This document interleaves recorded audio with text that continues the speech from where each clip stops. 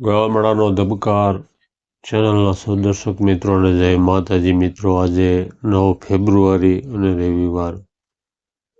જીરાની બજારમાં ક્યાં કેટલી નિકાસ થઈ રહેશે એની વાત કરીશું. ખેડૂતોએ ટેકાના ભાવે નીચે લાવવા જીરાના પાકને અને તેને વીમા કવચ પૂરું પાડવા સરકારશ્રી પાસે માંગણી કરેલ છે એની વાત કરીશું. જીરાના પાકમાં કેટલા રોગો આવે અને જીરાના ખેડૂતોની શું સમસ્યા છે તેની આપણે વાત કરીશું. તો મિત્રો, પ્રથમ તો આપણે જીરાના ઉત્પાદન અને નિકાસ વિશે વાત કરીએ, પછી ખેડૂતોના મુદ્દાઓ વિશે વાત કરીશું. જીરાની નિકાસ, આપણે જીરાના ઉત્પાદનમાં મોખરાનું સ્થાન ધરાવીએ છીએ. તેમાં પણ ગુજરાત મોખરાના સ્થાને છે અને બીજા નંબરે રાજસ્થાન છે ઉત્પાદનમાં. ભારતમાં ઉત્પાદન થતું જીરું બે જ રાજ્યોમાં 90% ઉત્પાદન થાય છે, ગુજરાત અને રાજસ્થાનમાં. બાકીના રાજ્યોમાં 10% ઉત્પાદન આવે છે. આપણું કુલ ઉત્પાદન આખા વર્ષનું 95 લાખ બોરી કે 1 કરોડ બોરી જેવું થાય છે. આ બોરી 55 કિલોની હોય છે. આપણા જીરાની ઘરેલું વપરાશ અને નિકાસ કરતાં આપણે 1 કરોડ બોરી જેવું બધું થઈને જરૂર પડે છે જીરાની. અત્યારે આ 2024ના વર્ષમાં અને આ જાન્યુઆરી મહિનો 2025નો, ત્યાં સુધીમાં 40 લાખ બોરીની નિકાસ થઈ ચૂકી છે. આપણા જીરાની સૌથી વધારે માંગ ચીનમાં હોય છે. ચીનમાં અત્યારે ડિસેમ્બર મહિનાથી નિકાસ શરૂ થઈ છે, જે નિકાસ જુલાઈ ઓગસ્ટ સુધી શરૂ રહેશે. એનું કારણ છે કે જીરાનું બીજું જે ઉત્પાદન કરતા દેશો છે, સિરિયા, ઈરાન અને તુર્કી, ત્યાં જુલાઈથી ઓગસ્ટમાં પાક આવે. આપણે ફેબ્રુઆરીથી માર્ચમાં આવે.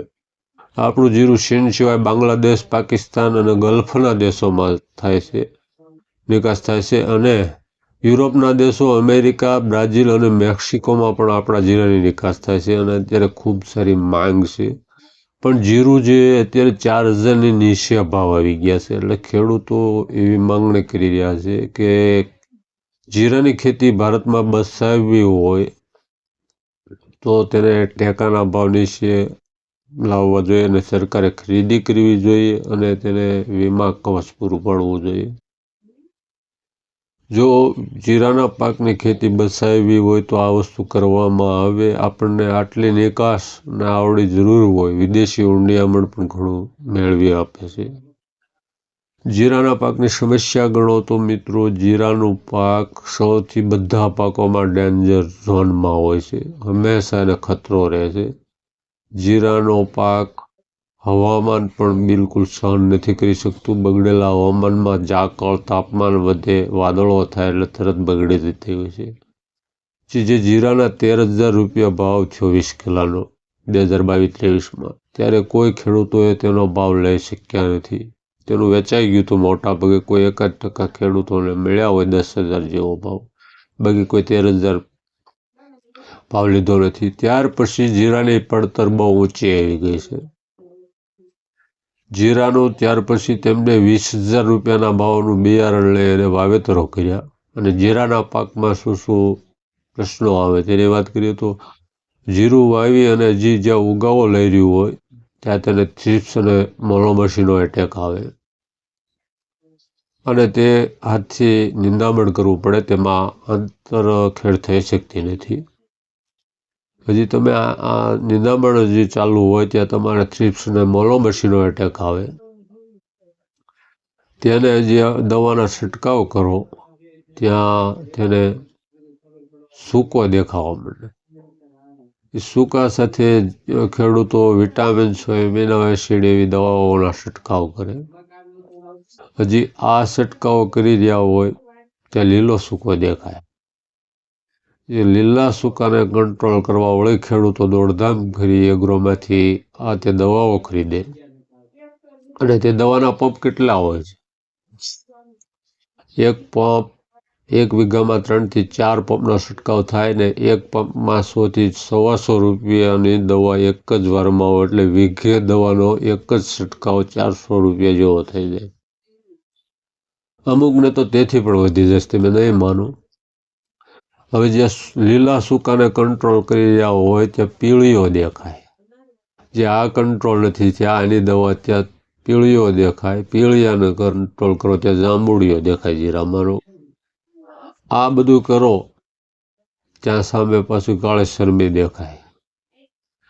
એની મોંઘી દવાઓ, ફૂગનાશક, જંતુનાશક, વિટામિનોવાળી, એમિનો એસિડોવાળી દવાઓ, જંતુનાશક છાંટો ત્યાં પછી સફેદ સારી દેખાય. એ સતત જીરાના પાકને વાતાવરણમાં બિલકુલ બદલાવ આવે એટલે મોંઘી દવાઓ છાંટવી પડે. ઝાકળ આવે ત્યાં દોડાદોડી તેનું કામ પતાવી દેવા, ત્યાં તાપમાન વધે તેને બીજો રોગ એ કંટ્રોલ કરો, ત્યાં વાદળા થાય, વાદળ દેખાય એટલે ત્રીજો રોગ, પિયત આપી ન શકાય. અને જીરાનું ઉત્પાદન વીઘે માંડ 2 થી 3 મણ આવે છે, બહુ સારું થયું અને 4-5 મણ. પણ જીરાના પાકવાની શક્યતાઓ કેટલી હોય? તો સારું જીરું પાકવાની 20% શક્યતા હોય છે, અડધું જીરું પાકવાની 20% શક્યતા હોય છે, અને 60% શક્યતા જીરાનો પાક બગડી જવાની હોય છે. એટલે જો સરકારશ્રી ટેકાના ભાવ 7,000 રૂપિયા જાહેર કરી અને ખરીદી કરે અને જીરાના પાકને વીમા કવચ પૂરું પાડવામાં આવે તો જીરાની ખેતી થઈ શકશે. જીરું જે 2023માં શીન અડધું જ પકવતું હતું તે આજે ડબલ પકવવા માંડ્યું છે, અને તેને તો પણ જરૂરિયાત રહે તે સતત પ્રયત્નો કરી રહ્યો છું જીરાનું ઉત્પાદન વધે તેવા, અને તે નિકાસમાંથી નીકળી જવા માંગે છે. પણ ડિસેમ્બરથી અત્યારથી જીરાની નિકાસ ચીનમાં આપણી જુલાઈ સુધી ચાલુ રહેશે. જુલાઈ ઓગસ્ટમાં જ્યારે ઈરાન, સિરિયા અને તુર્કીનું જીરું આવશે પછી ચીન ત્યાંથી ખરીદશે. પણ ત્યાં આપણે બાંગ્લાદેશ, પાકિસ્તાન, ગલ્ફના દેશો છે, યુરોપના દેશો છે, મેક્સિકો, અમેરિકન, બ્રાઝિલમાં પણ જાય છે આપણું જીરું. એટલે સરકાર વહેલી તકે જીરાના ખેડૂતોના મુદ્દાઓ તરફ ધ્યાન આપે, વેપારીઓ પણ આપે, એટલે આપણું ઉત્પાદન જળવાઈ રહે અને જીરાની ખેતી થાય તો આપણે વિદેશી ઊંડિયામણ નિકાસમાં કેવડું મળે, આપણે આની જરૂરિયાત નહીં. તો જીરાની ખેતી ખતમ થઈ જશે તો આપણે આયાત કરવી પડશે, જે નિકાસ કરવી છે તેની સામે આયાતની જરૂરિયાત ના પડે.